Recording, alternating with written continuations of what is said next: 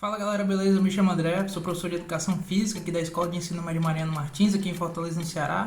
E a gente está aqui hoje para falar um pouquinho de ginástica. Esse vídeo é um vídeo introdutório sobre o tema, a gente já tinha até gravado outro aqui pro canal, mas tinha ficado meio ruim e tal, vamos regravar que é melhor. Quando a gente pensa em ginástica, várias palavras aparecem na cabeça. Exercício, academia, esporte, saúde, e tá tudo relacionado mesmo, porque a ginástica é muita coisa. Aqui nesse vídeo a nossa ideia é destrinchar um pouco isso, entender um pouquinho o conceito da palavra ginástica, tentar fazer uma certa historicidade da ginástica e ver um pouquinho do panorama atual. O termo ginástica ele deriva de uma palavra grega e o significado dele literalmente é exercitar o corpo. Ou seja, a ginástica ela surge como um método de treinamento, de fortalecimento do corpo lá na Grécia Antiga. Os gregos que criaram o termo, eles valorizavam muito essa ideia de cuidar do corpo. Isso acontecia seja para guerra ou até por motivos estéticos mesmo. Os gregos tinham um determinado padrão de beleza. Tá, André, mas somente os gregos treinavam, somente os gregos fortaleciam esse corpo? Não dá pra gente falar dessa forma. Com certeza, desde a idade primitiva, desde os primeiros seres humanos, várias culturas já deviam entender a importância do exercício, mas é dos gregos que a gente tem registro dessa sistematização, de tentar colocar assim de uma forma organizada essa ideia de exercitar o corpo. Aí depois dos gregos, esse período da antiguidade, a gente entra na Idade Média. A Idade Média é conhecida como um período de repressão ao corpo, de tudo ligado ao corpo. Isso acontecia porque o corpo era visto como o local do pecado. Vamos lembrar aqui da Igreja Católica, a força que a Igreja Católica tinha nesse período. Então a ginástica também é deixada de lado, né? Também é esquecida de uma certa forma essa ideia de treinar o corpo, de fortalecer o corpo.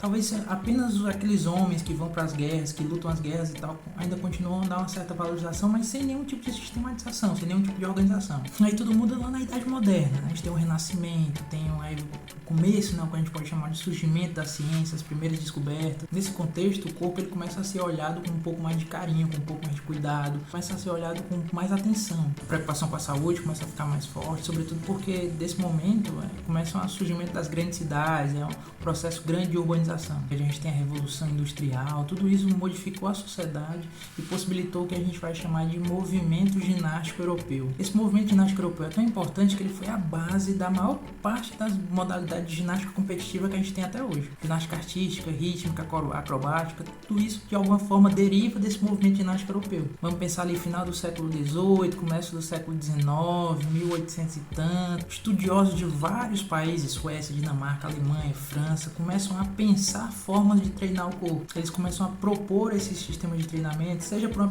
perspectiva militar, de fortalecimento do soldado para defender a pátria, seja por um motivo de saúde pública, né, de controle, de fortalecimento do corpo para enfrentar doenças, controle dos vícios, alcoolismo, cigarro, drogas de uma forma geral. Esses métodos de treinamento, essas ginásticas que foram criadas por esses países foram tão importantes que começaram a entrar nas escolas. A gente pode dizer tranquilamente que a ginástica é como se fosse a mãe da educação física escolar que a gente tem no dia de hoje. A ginástica começa a fazer parte do currículo para que a escola comece a olhar para o corpo de uma forma integral, não só do ponto de vista intelectual, mas do ponto de vista do movimento em si, do ponto de vista da saúde, até do ponto de vista da disciplina. A ginástica ela exige uma determinada disciplina para treinamento. Tá ligado a uma ideia de manutenção da ordem, né, de treinamento rígido, sistematizado. Aqui um parênteses rápido, que eu acho que a gente vai falar disso em um outro vídeo mais detalhado mais à frente. A ginástica surgiu como um oposto, né, como um contraponto ao circo do ponto de vista moral. Vejamos, os circos, os atletas circenses com certeza já treinavam, eles tinham que treinar, exercitar para conseguir fazer aquelas manobras durante as apresentações. Então o treinamento para eles já existia, mas podia ser que não fosse sistematizado, fosse uma coisa meio desorganizada,